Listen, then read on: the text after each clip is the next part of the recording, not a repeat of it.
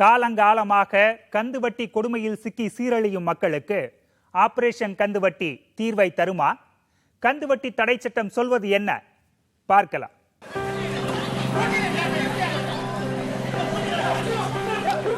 இரண்டாயிரத்து 17 அக்டோபர் 23 திருநெல்வேலி மாவட்ட ஆட்சியர் அலுவலக வளாகத்தில் நடந்த சம்பவம் தமிழகத்தையே உலுக்கியது.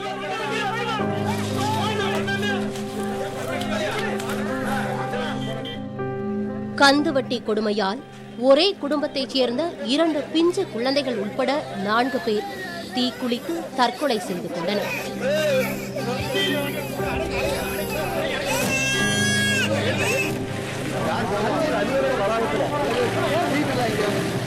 அன்று முதல் இன்று வரை தொடர்கிறது இந்த கந்துவட்டி கொடுமை. மிக மிக அவசர தேவை, எவ்வளவு வட்டியாக இருந்தாலும் பரவாயில்லை என கூறி வட்டிக்கு பணம் வாங்கி மாட்டிக்கொள்கிறார்கள் மக்கள். தண்டல் வட்டி, மீட்டர் வட்டி, ஜெட் வட்டி, எக்ஸ்பிரஸ் வட்டி, ஸ்பீட் வட்டி, மாத வட்டி, தினசரி வட்டி, ரன் வட்டி, ராக்கெட் வட்டி, மின்னல் வட்டி என அடுக்கிக் கொண்டே போகலாம்.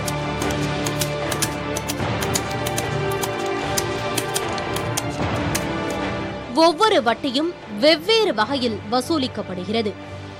உதாரணமாக 10,000 ரூபாய் பணம் மீட்டர் வட்டியில் வாங்கினால் நாளொன்றுக்கு 1000 ரூபாயோடு சேர்த்து 11,000 ரூபாய் திருப்பி செலுத்த வேண்டும்.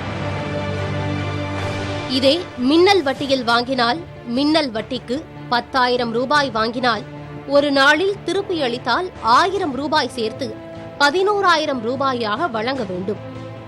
அதுவே 2 நாட்கள் சென்றால் கூடுதலாக 3,000 ரூபாய் சேர்த்து 13,000 ரூபாயாக வழங்க வேண்டும்.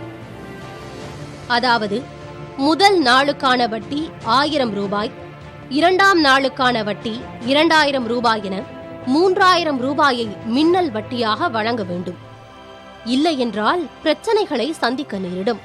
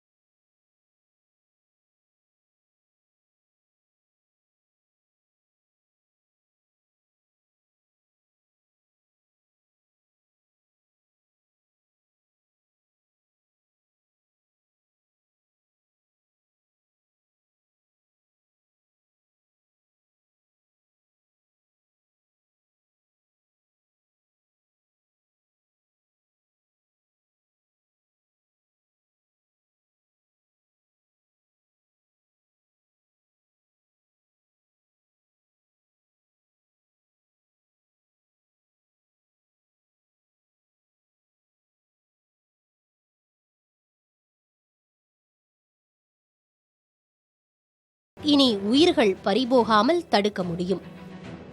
புதிய தலைமுறைக்காக பிரபாகரன் பெரியசாமி.